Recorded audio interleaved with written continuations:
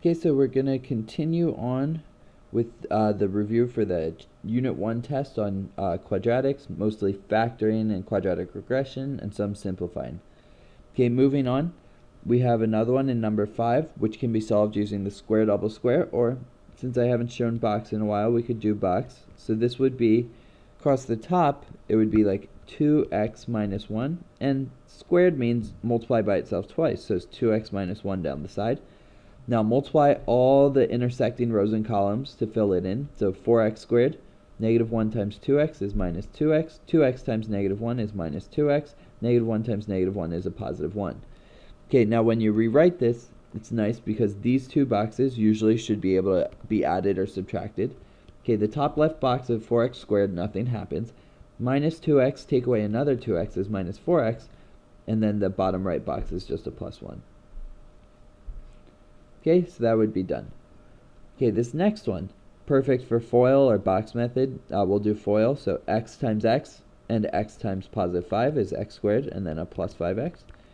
Okay, and then the inside and last, negative 5x, and then negative 5 times 5 is negative 25. Again, just like in the box, how the middle two terms simplified, here and here, for this method, the middle two terms should also simplify. So you see it's actually the same thing in both. Okay, so 5x minus 5x is just 0, so we get x squared minus 25. Now if you look at this, x squared minus 25, think about factoring. When we factored these, we said this was a difference of squares, and what it factored to was this part right here, x plus 5, x minus 5. Okay, so then when you multiply a difference of squares together, if you want, you can just multiply the first terms together, x and x, multiply the last terms together, 5 and 5, and subtract them. Okay, factor the following. Big X. First, let's check, is there a common factor between 3, 14, and 5? Okay, there's not. So, multiply 3 times negative 5, you get negative 15. Your middle term is a positive 14. Okay, some strategies that we talked about from before is if you can't figure out what factors work, you can do negative 15 divided by x, so your top number divided by x, and go to second graph, and it's going to give you all the different factors which add up. Look for all the whole number ones.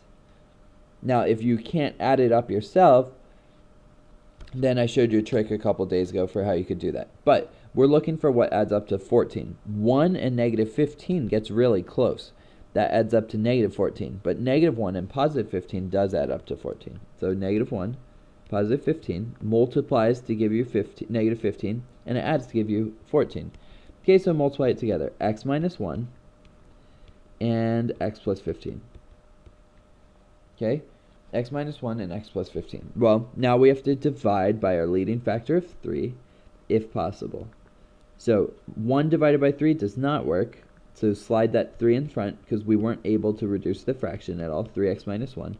Okay, 15 over 3 does work. That's just x plus 5. And we're done. Okay, factor number 8 the exact same way. I'll leave that for you to do. Number 9. If x plus 5 and x minus 4 are the length and width of a rectangle, what equation would represent the area? Okay, well, area equals length times width. Okay, so the area equals the length of x plus 5 and the width of x minus 4. Okay, multiply that out by FOIL or by box. So first, x times negative 4 is x squared minus 4x. 5 times x, 5 times negative 4, so plus 5x minus 20.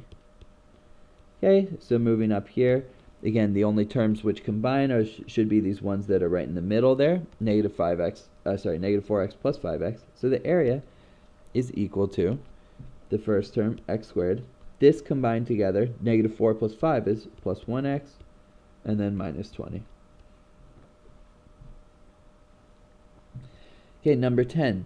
Find the axis of symmetry of f of x. Well, let's look at two ways that we can do this. First, let's go back to our calculator, switch it to standard zoom.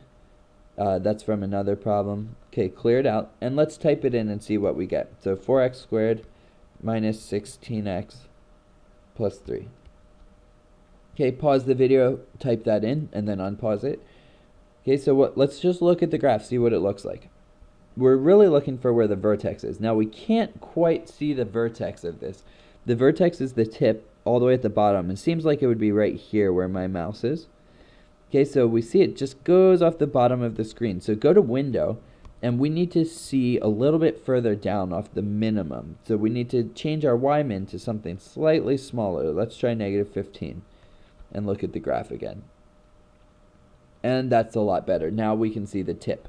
Okay, well, the axis of symmetry is this vertical line right here, which you can't see, that cuts the parabola exactly in half. Okay, so it goes right through the vertex. So if we find the vertex, the x value from the vertex is the axis of symmetry. Okay, so the x value of the vertex is the axis of symmetry. And we say the axis of symmetry is x equals a number because it's a line that cuts it in half. Okay, well, second trace can help us find out what that vertex is, the max or the min. So you need to ask yourself, is that the highest point or is it the lowest point? Okay, it's the lowest. Okay, well, is the lowest the maximum or is the lowest the minimum? Well, that hopefully is obvious. The lowest is the minimum, so go to number 3. Now, left bound, right bound, it's going to ask you to say, okay, between what two values are you expecting a minimum? And so for left bound, you would say, okay, now I'm on the left side of that value.